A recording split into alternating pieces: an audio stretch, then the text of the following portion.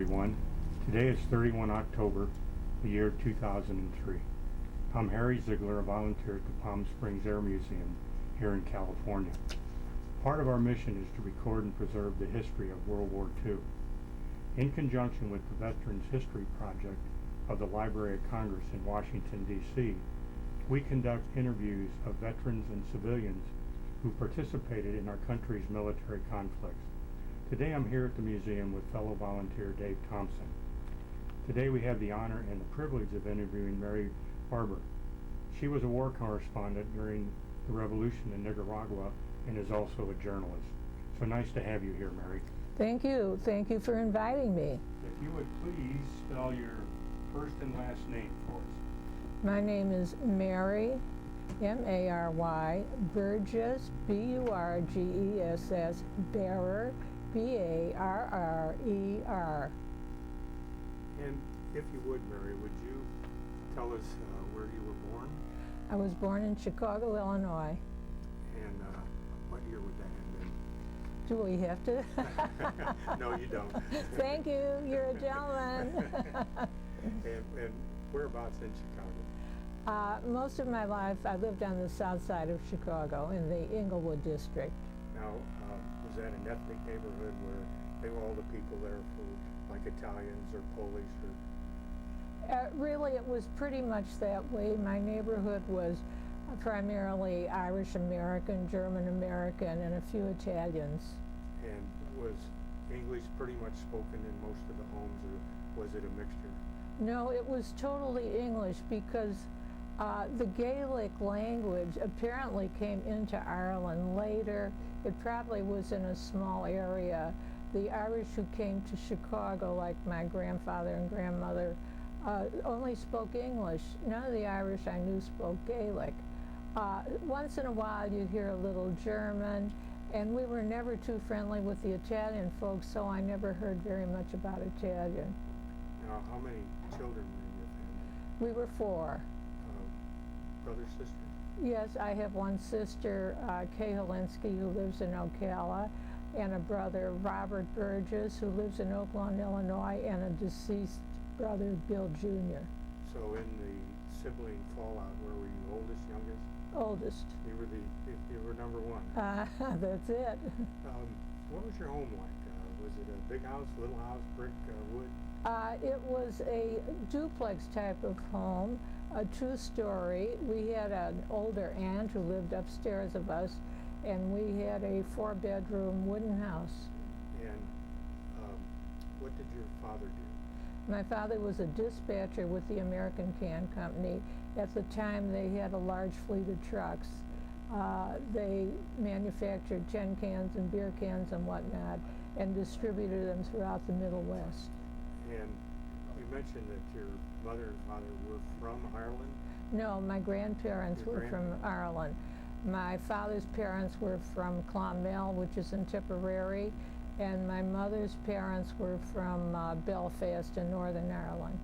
Do you still have relatives back over there? No, my sister and I made a few trips there, and we tried to find out, but from what we could determine from the tax rolls, there was a maiden lady, aunt, great aunt, I suppose, and when she died, the property disappeared from the tax rolls, so we assumed that it went to the church, because in Ireland the community centered around the church. And so in America, that was your father's? My father's family in Tipperary. And your mother's parents? My mother's parents came from Belfast. And was the problems in Belfast manifested then like they are now? I don't think so. I think that came later in the 20s. So, can you remember then, was your family totally Catholic in America? Was that your religion? Yes, they were Catholic, so they'd be in the fight, I suppose, in Northern Ireland, you know, on the Catholic side. I see. Now, was there a car in the family? Yes. My dad had a Chevy. He was a GE man. I might add a little note about my mother's parents. Her father came from Virginia, was in the Civil War, and they came over much earlier. They were early settlers in America. Actually, his family had a big conflict during the Civil War, and half of the family were on the side of the South and half were on the side of the North. And my grandfather broke away from his family and joined the Northern Army because he didn't believe in slavery. So, has that progressed through the family at all? I mean, is that those feelings, if you ever got together, would those feelings manifest themselves? I guess we never talked about things like that. You know, my family were a big sports family, and they talked a lot about baseball, football, and all of that. Yeah. Now, can you remember how inside your home, was it central heating? How was the house heated? Yeah, it had a furnace and radiators. And if you wanted, did you have a refrigerator or an icebox or? Well, as I can remember a long time ago, I remember a little bit about an icebox. I must have been very young. And then, of course, we had refrigerations, you know, deep freezers and things. And so the economy is in your childhood is getting more like it is today with the wash machines and dishwashers and, Right. and those types of things. Yeah, conveniences. Can you remember how, was there always plenty of food? Was there any concern? I never remembered anything. I don't think we had gourmet meals. We had hot dogs sometimes and hamburgers and stews and things like that. My mother was somewhat of a southern cook. She made a lot of pies and cakes and things like that. When you needed to go to a store, to a bakery, or to a grocery store, was it in the neighborhood, or was it more like it is today where you go to a shopping area where all the stores are together? No. The stores were reasonably close. There was a bakery around the corner. I think the name was Striegel's. They were German folks. There was an A&P, and then there were little stores. And I always volunteered to go. I was always one to get out of housework. So, in your house then, were the girls in their own rooms, or did you have to double up? Or? Yeah, my sister and I shared a room. And then the brother? They shared a room. They shared a room. And so with an aunt upstairs, and so the bedrooms were all on, was it a three-story home then? No, it was two-story. So the bedrooms and your living area was all on the first floor? Right. Okay. When you went to grade school, was it parochial? Or? Yes, actually we lived right across the street from Sacred Heart School, and I went there for actually 11, 12 years. They had a high school as well, and I only left there, they decided to cut out the last 2 years of the high school. So I went to a public school for my last year because I had so many credits. I got out in 3 years. And what order were the nuns that you had in grade school and high school? St. Joseph. And when you were in high school, are you developing an interest in any particular subject? Oh yeah, I was crazy about journalism. And I worked on the Calumet Crier, and I went out and interviewed Eddie Howard, the old musician, and Frankie Gustine, a Pittsburgh pirate. And I was always looking to do things like that. Was the fallout from the sports interest in your family? Did you have sports in grade school and high school that you participated in? I was never good at sports. I guess I wasn't well coordinated, or I was afraid the ball would hit me or something. So in journalism then, is this, what is the publication that you're interviewing for again? Here in California? No. It was my high school newspaper. So called the Calumet Crier. So your journalism then is kind of manifesting itself already in high school. Oh yes. And then, so have you a male interest at this time? Are you kind of a high school boyfriend or something like that? No, not really. My father was pretty strict. Those old Irishmen were awful about their daughters. Okay, so you then stay in Chicago area to go to college? Yes, I went to Northwestern University. They had a very good journalism school. And so was it 4 years of journalism there? Well, actually, I met this very handsome Army captain, and I left Northwestern and married him. So you didn't finish, I didn't finish there. Okay, so you get married, so now you're in the Army.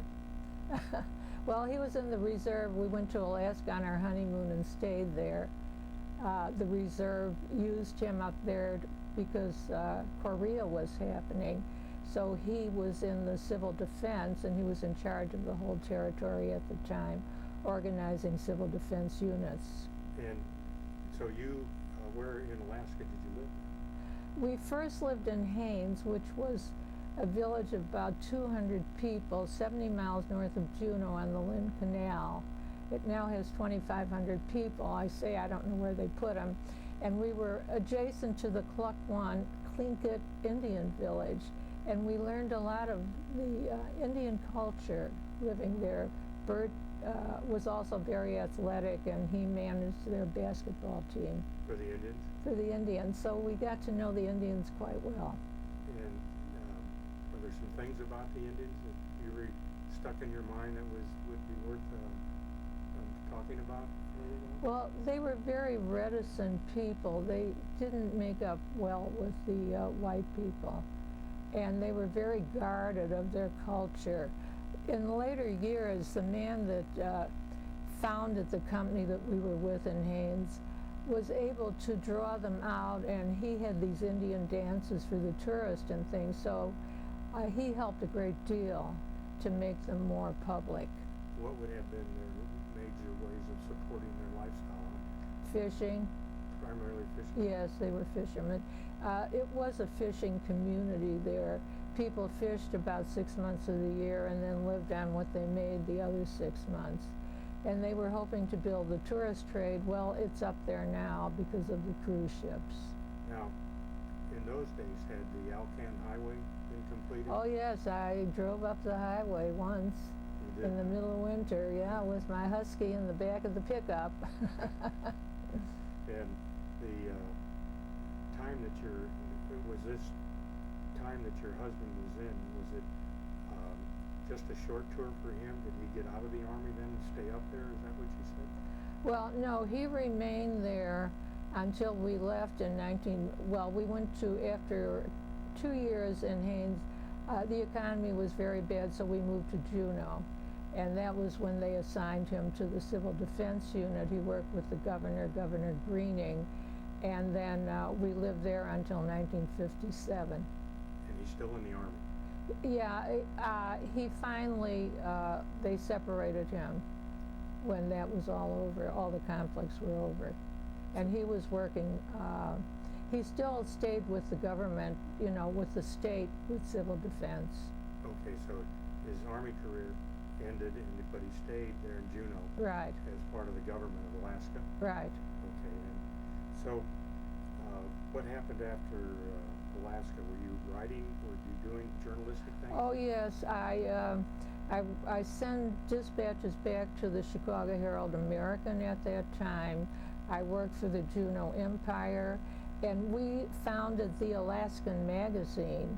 And that took a great deal of my time. I didn't have time to do very much freelance after that because it was a bi-monthly. It was distributed not only throughout Alaska, but we had subscriptions from libraries around the United States. And it's still being published today. So you're a founder of that magazine? Yeah. And is there some acknowledgement there on that you could look up, or is it, how would anyone know that? Well, I have copies of it. No, but I mean, if you went up there and said, do you remember Mary, would they? Well, I guess if you went to the historic library, you might find copies along with the check for $7 million that they have that Alaska was purchased with. Oh, they still have the check? They still have the check. That's the biggest attraction. All the tourists want to see that $7 million check. Is Seward's name on it? Seward's name is on it. Was he the one that got to sign it, or did the government back in Washington? I believe he was the one. He signed it? Yeah. When you think of Alaska and the time that you lived there, it was a lot more primitive than it is now. What were some of the hardships and the good and the bad times up there? Well, of course, like Robert's service says, Alaska gets into your heart and you never really leave it, you know, unless you're mentally unstable or something. But most of the people there just love it, and even though they leave it, they still have a very big spot in their heart for it. Of course, in Haines, there were difficulties. We lived in an old army house that was part of an officers' complex, and sometimes Bert would be away with the basketball team and the pipes would freeze and I have to get the blowtorch out and thaw them out, and you were kind of isolated. The first winter we were there was a steamship strike, and it was very hard to get food, but you know, people killed moose and they shared them. Bert fished, there were little gardens, and it was limited. Food was limited. We always had food to eat, but it was limited. And sometimes we joined friends who shot wild bears and things like that. And I learned to eat stuff like that. I could never imagine growing up in Chicago that I would eat things like that. I learned to clean fish quite deftly. The cannery offered me a job once. But the thing I couldn't do was to skin the bunnies. My neighbor and I used to trade, and she'd do the bunnies and I'd do the fish. Was there any concern for, say, going outside at night because of, say, wolves or bears or things? I mean, did you ever worry about letting your dog out or, you know, have those? No, we had a Siberian Husky, and we were careful about where he went. Of course, there were always bears, especially in Haines, and even in Juneau. We lived on the highest mountain. The house was on the top of the highest mountain, and the yard next to us, there was a large lot, and we had a big strawberry patch there, and sometimes the bears would come down there, but we never let the dog out at night. Mm-hmm. And so you mentioned the steamship, they had a strike. Right. That was the main way supplies came in then to Haines? And then there was a small airline, Alaska Coastal Airline, who flew Grumman Goose, and they were more interested in passengers. They did take a little freight, and it was expensive. And so if you were going to go live it up somewhere, where would you go? The local bar. But Bert wasn't one to drink, and I wasn't either, so we didn't really do much of that. And we'd go to the movies once in a while. They had a very small theater there. And how about other entertainment? Was it radio or? Oh, we used to get wonderful concerts from the Voice of Moscow. That was the best thing on the radio. Of course, you had to listen to their propaganda. Was it in English? Oh, sure. Was it coming out of Vladivostok? I guess they came out somewhere out of Russia. Yeah, and you could hear that. Oh, in Haines, it was wonderful. Now, when we moved to Juneau, they had a radio station there. So then they had things from the United States. And so Juneau was more like the U.S., or was it still very Alaskan? Well, Juneau was pretty much like the U.S. It was a small town, only 20,000 people, but it was the capital, so there was a lot of activity, and it was much more sophisticated. We had opera there. In fact, we had more operas in Juneau, 30 years, 40 years ago, than they have right here in Palm Springs. I'm very disappointed in the opera here. I belong to the Opera Guild in Miami, and we had 5 operas a year. Were they like Santa Fe, where they have their summer opera season? Or? Oh yes, we had people from the Met and from Los Angeles and various opera companies, and from Europe. Now, in Juneau then, is your social life different then? I mean, are you developing? Oh yes, Juneau was wonderful. We were invited quite often to events at the governor's mansion, the inaugural ball, and I wore long dresses a great deal of the time. It was very nice. Are you still then pushing the Alaska magazine in Juneau? Oh yes, yes. We had some representatives around the state by then who were selling for us. But it was all then kind of produced and published right there in Juneau, was that Yes, that was the headquarters? that was the headquarters then. So, after living in Alaska and loving Alaska, what makes you leave? Well, Bert didn't get along well with the climate, and his health was declining, and he felt that he'd be better off in a warm climate. He had visited Florida, and he loved it, so that's where he wanted to settle. I personally would have come here to California, but he was crazy about the beaches, so we went to Florida. And where in Florida? We settled first in Miami Beach for a while, and then we bought a home in the area that's now Miami Lakes. When you went to Miami now, is your record in Alaska with you? I mean, are you using that to get into doors in Florida for continuing your journalistic interests? Yes, I had a job with the Miami Herald going to the Caribbean islands and doing things about things happening there, events in the Caribbean. I covered Queen Elizabeth's visit there and, you know, interesting things like that. And then I had a radio show, Miami After Dark, with 2 other people, and that was a lot of fun.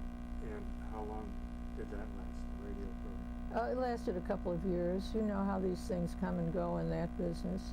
Roughly what year when did you get to Miami? 1957. In 57. So, what was the Cuban situation in Miami? There wasn't any. There were nothing? No, everything was fine in Havana right then. Actually, it was 59 when Castro came into power, and that's when the situation changed drastically. Now, were you going to Cuba to do things also? I was working with the agency. This was the Miami After Dark show too, and we had one trip over there because one of the backers of the agency was actually not the owner, but the franchise holder, I guess you'd say, of casinos, and he had the casino in the International Hotel there. So I was there once. And when you said you were doing interviews with the Queen, what were some of the other things you were sent to the other islands to do? Different festivals. The thing that they have in February, where they have a big fiesta like the Mardi Gras, and I covered some of those. Now, are you getting any feeling about unrest coming in through Cuba, or is it just one of those things that came out of the blue? Well, there were reports, you know, I was connected with the media, so I knew that things were happening there, and everyone was worried about Castro because no one knew what he really was about. And at that time, were you developing an interest, say, in aviation? Oh, well, my interest in aviation had always been just like journalism. You know, I was a big fan of Amelia Earhart and Jacqueline Cochran. In fact, Jacqueline Cochran had come to the Women's Press Club one time, and I actually met her.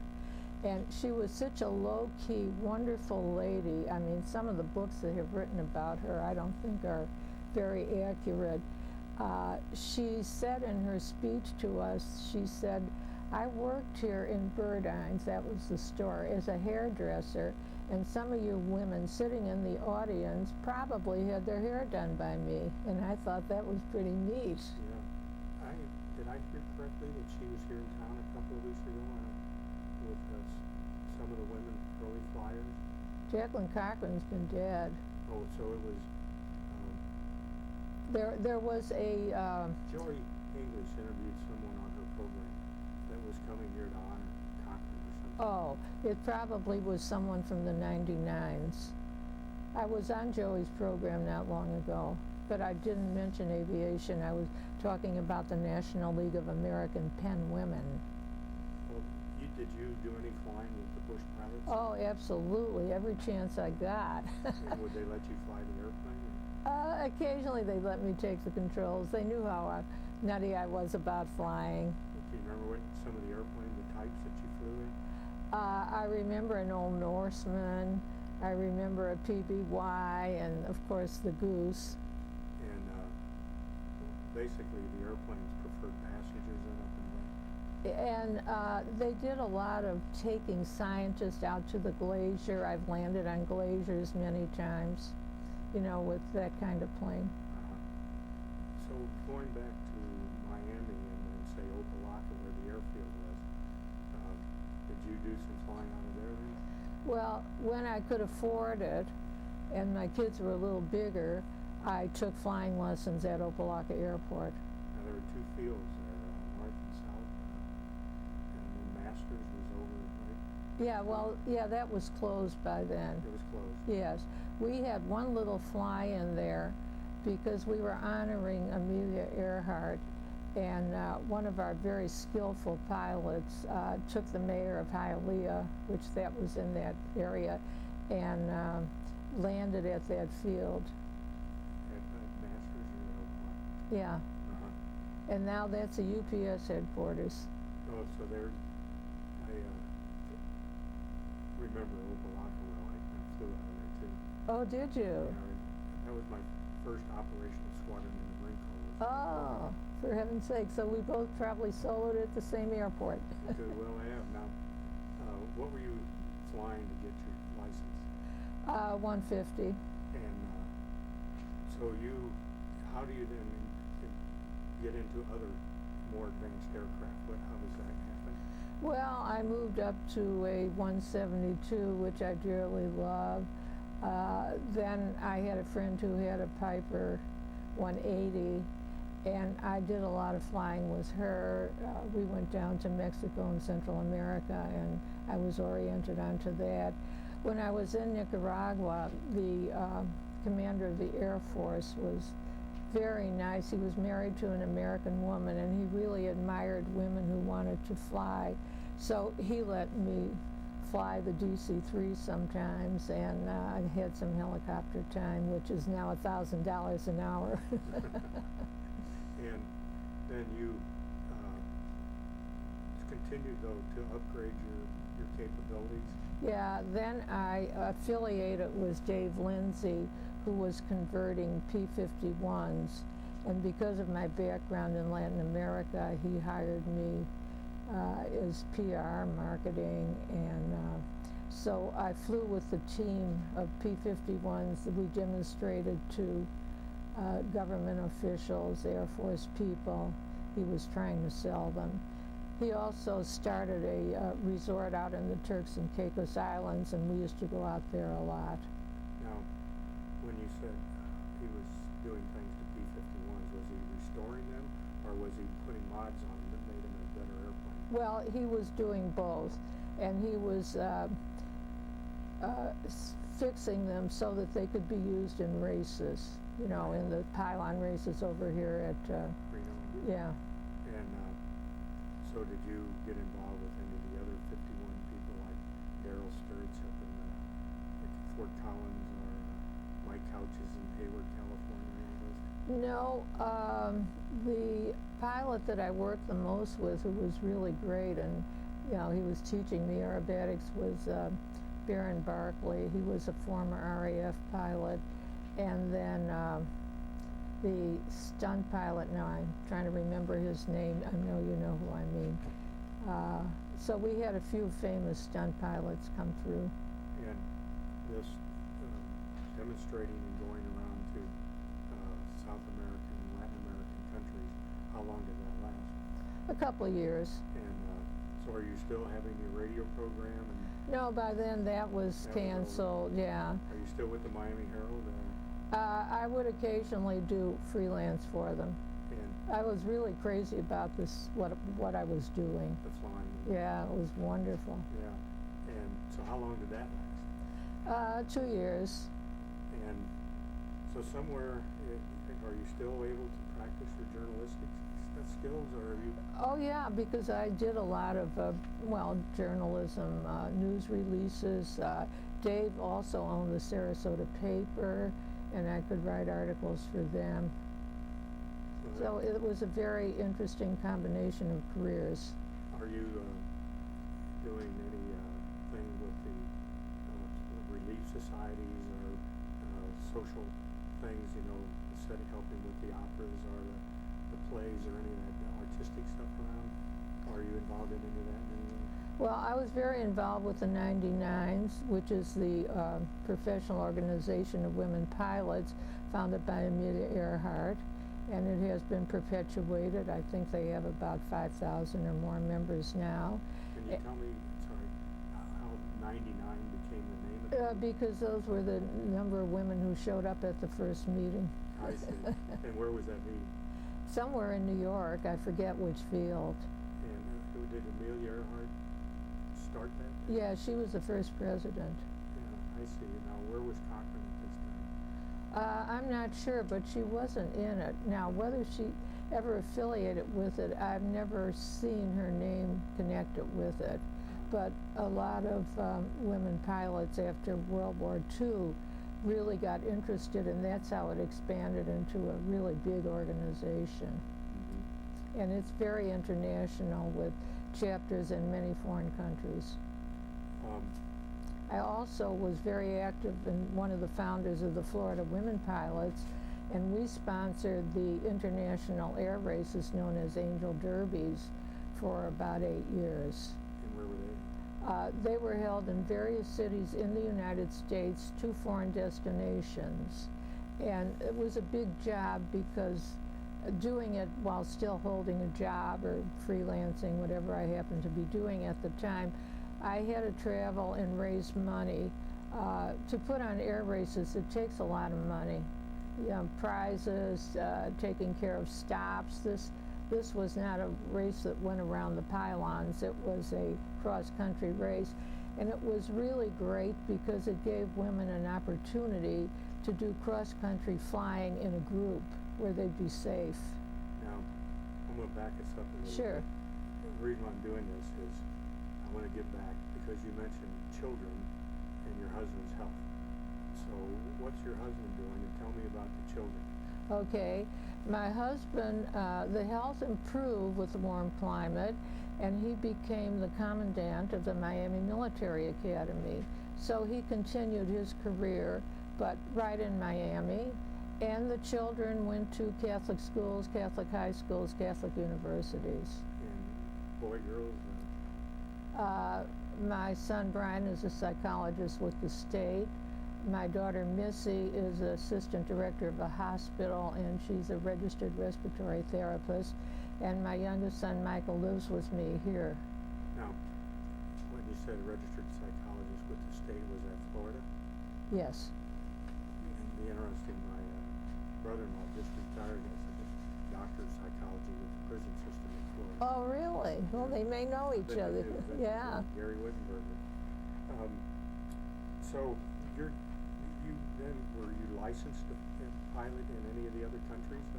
Yes, I was the first woman to receive a pilot's license in Nicaragua. And how did that happen? Well, as I told you, the Air Force commander was kind of a mentor of me. He had an American wife and was very interested in, she never learned to fly, but he was interested in promoting it. And so I did all the things they wanted me to do, and I was able to earn my license, which was number 1069. Now, do you still have a copy of that? I do. And when we finish up, those would be nice to get into your record.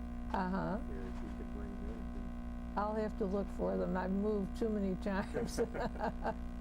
So what is the Miami Military Academy? Miami Military Academy was a military academy for boys, and in later years they allowed girls to come in there. And they trained, it was a high school, actually grammar school too, and they trained as cadets, and they had ranks the same as the military does. Is it still there? No, unfortunately the owner of it sold it to a developer, and it's now a high-rise complex. I have a friend who lives there, so I go by occasionally when I'm in Miami and visit her.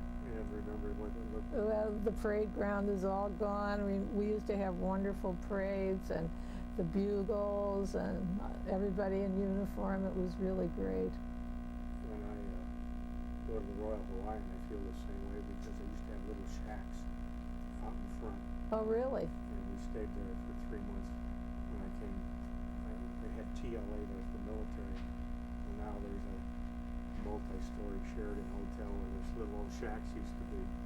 Well, I know the area. I love Hawaii. Now, did you then do develop a magazine for South America? Or? Yes, yes. We sold the Alaskan magazine after we went to Florida because it was impossible to really do it, and we had other interests. So because of all the traveling I did in Latin America and flying on different airlines, I saw there was a need for a magazine like the airlines from the United States had. So with a partner, her name was Irene Fell, she's now deceased, and another gentleman, Bill Cawley, who was a really millionaire insurance man and had a lot of accounts in South America, he kind of backed us. It was a struggle at first, and we went around and got contracts from all these various airlines, and at the time that we sold the business, we were producing 10. Now, can you remember what the airplanes were that the South American, Central American Airlines were flying in those days? Pretty much like here. And so, Yeah, well, locally you'd be in DC-3s, but most of them were big ones. they were getting into the... Oh yeah, absolutely. And their airports were improving. I think the United States government funded a lot of airport construction so that they had beautiful airports. Can you remember what it was like in the early days to navigate around Central and South America? Oh yes. Well, I was lucky to have a mentor. The colonel taught me a great deal about short field landings and weather. Weather in the jungle is pretty, rough and funny. So the magazine then that you set up for the airlines, you apparently got rid of that also then and went on to...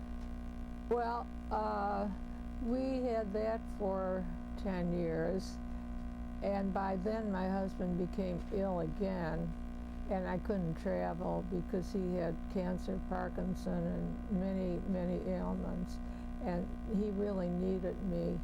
And we were also having trouble because we took in another partner, and we didn't really like the way things were going with him, so we decided to sell our interest. And we did, and it was really a good thing because a short time later, after we were all paid off, he was murdered. And there was talk that he was mixed up with the Israeli mafia. I see. So we had a good hunch about that. But we did very well with that, and I was able to travel a little. Now, when you say travel, did you travel with your husband then still? No, he was in between things. He didn't want to travel. He didn't feel that well, but he wanted me to do what I wanted to do. He was very supportive. He was a wonderful husband. And I wanted to take a trip through Asia. I had always dreamed of going to China and Indonesia and so on. And he had been there in the Pacific, so he said, "You'll really like it over there." And so that's what we did, my partner and I. From the magazine? Uh-huh. And tell me a little about the trip. What did you do? Well, we went to Hawaii, which you know very well and I love dearly. And we went to Hong Kong and had time there. In Indonesia, I had always wanted to go to the Komodo Islands where those Komodo dragons live. And that was a very difficult trip because it's a little easier to get there now, but at the time you had to go on a boat and they let you off. You could stay a little while, but you couldn't spend overnight or too much time there.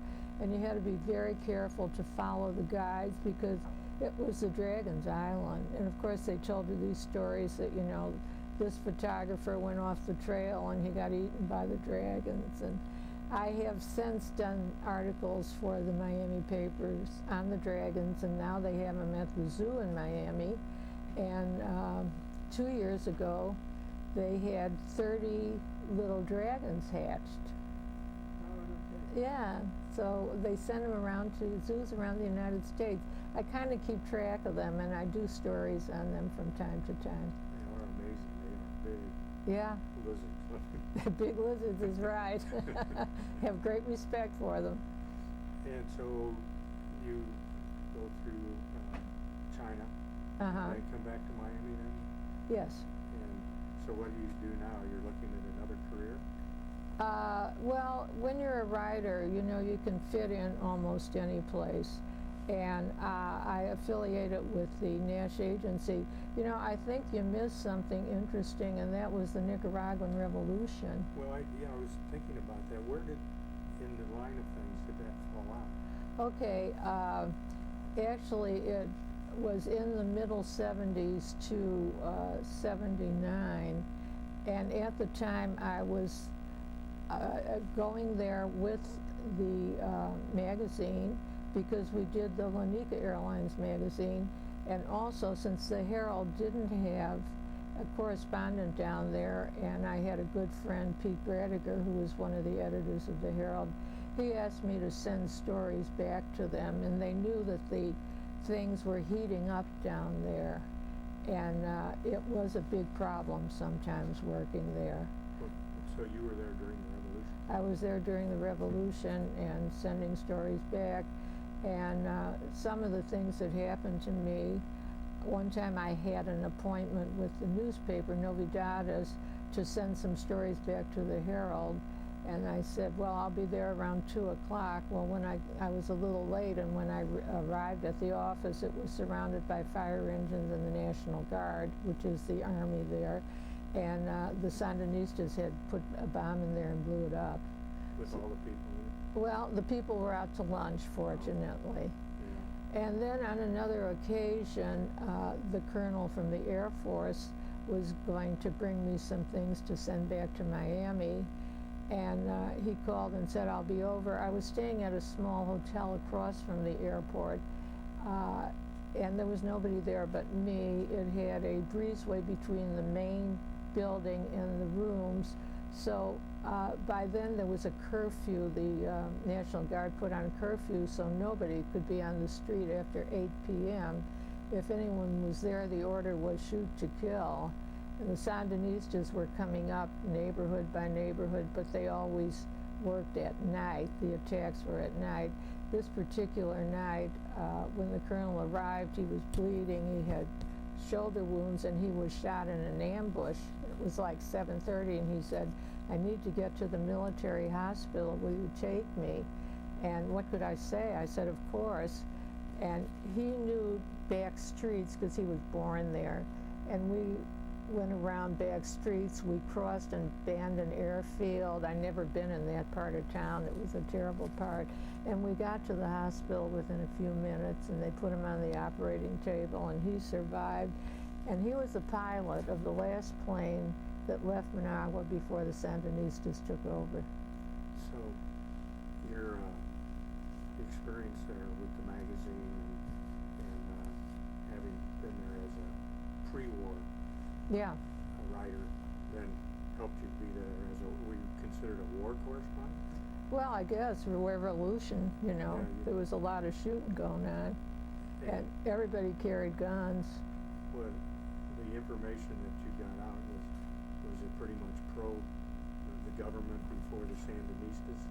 I would say so. I got the information from the government. Mm-hmm. And another interesting incident was, of course, then the Sandinistas took over, and they said, well, you have a contract with us for the airline, so you have to continue to produce these magazines. So I had to continue to go there. And the Air Force colonel asked me one time if I'd go to the Venezuelan embassy where his son had taken refuge. During a revolution, if people can't get out, they often go to a neutral embassy. So I was able to go there, and it was 4 guards guarded that with machine guns, and one came up to me and I showed him my clearance from the Venezuelan embassy in Miami, and he looked at my passport and he said, "Oh, you're from Chicago?" And I said, "Yes, I am." And he said, "Oh, I know your town very well." And I said, "Oh, did you go to school there?" He said, "No, I was in the U.S. Navy for 4 years." And I didn't say anything. Why did he become a Sandinista? Yeah. So I was able to help that young man because I had a meeting with the president of ALM Airline, which was one of my clients, and my art director made a portrait of the president of Venezuela, and when we presented it, he said to me, "Is there anything I can do for you?" And I said, "Could you get this young man out of your embassy, get him safe conduct?" That's the way it had to go when you come out of the embassy. You might remember the famous case in Budapest where the Cardinal Mincetti was in the embassy for 30 years till the Soviets left. So anyway, my friend's son did get out and went to his family in New Orleans, and he's a very successful lawyer today there. You still have contact with him? Yes, I do. At Christmas. You know how you keep in touch with people at Christmas. Now, did you stay connected to the revolution after what Reagan tried to do with?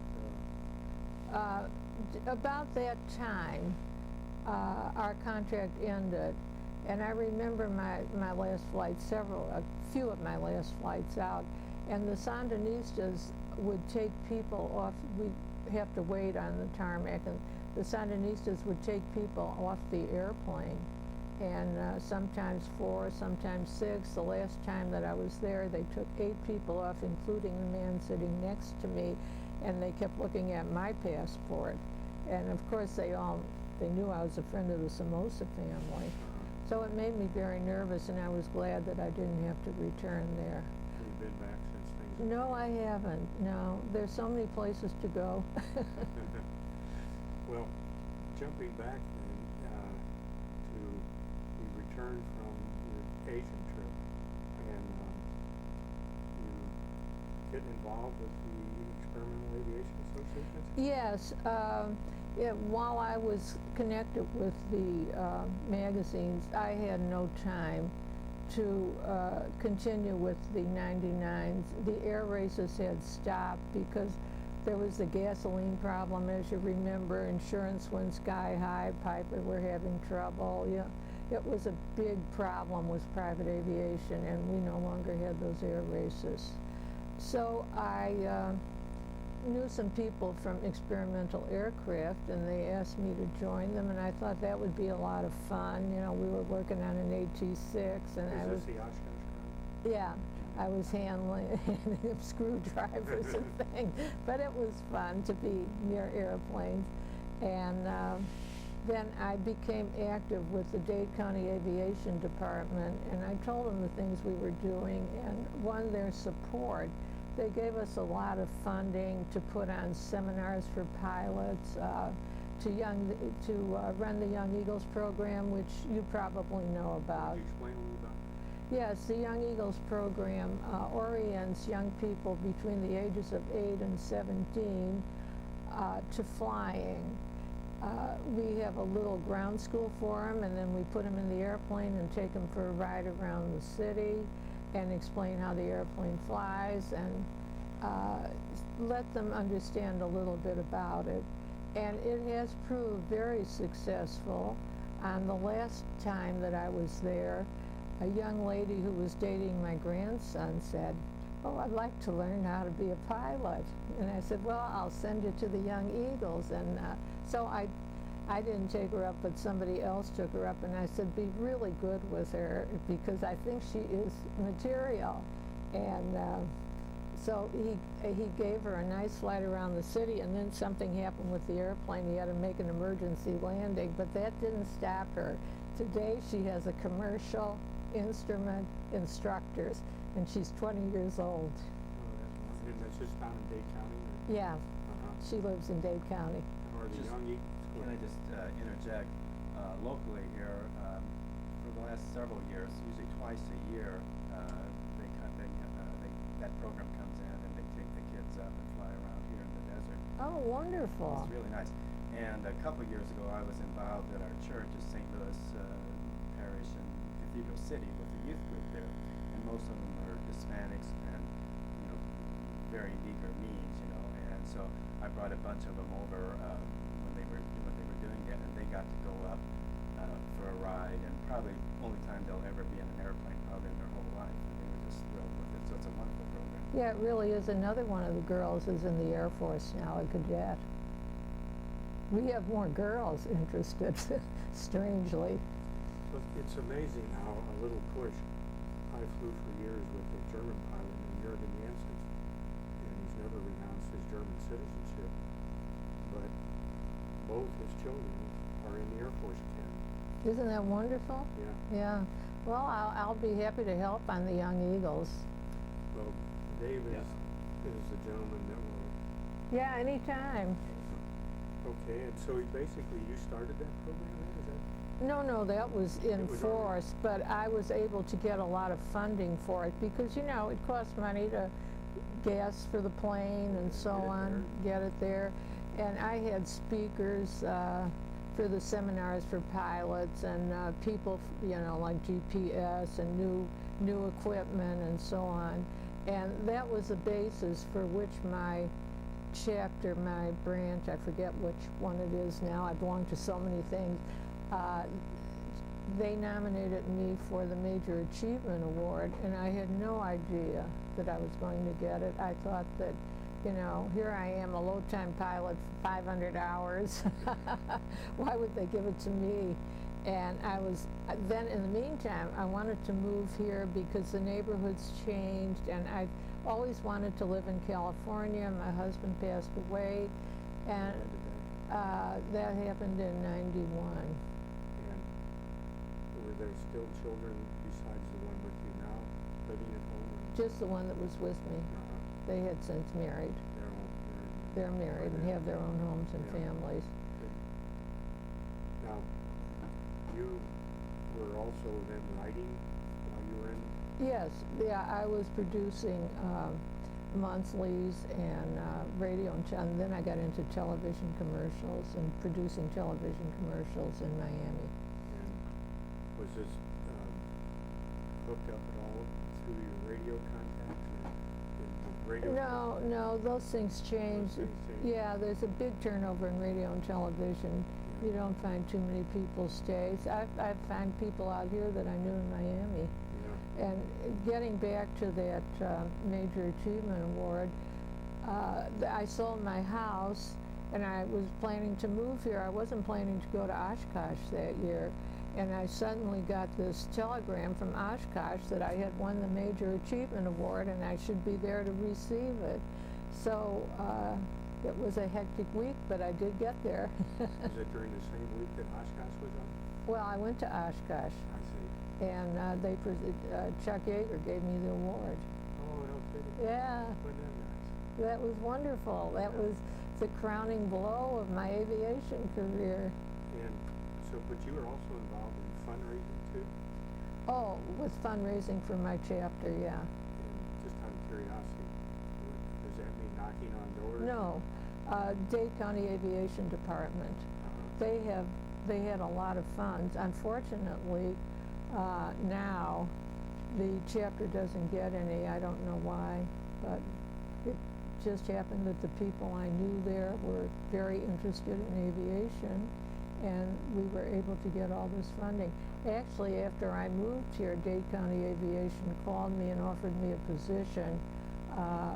They were planning to have pylon races in Homestead, and they wanted someone to be the director of that program. But once I was here, I never wanted to leave.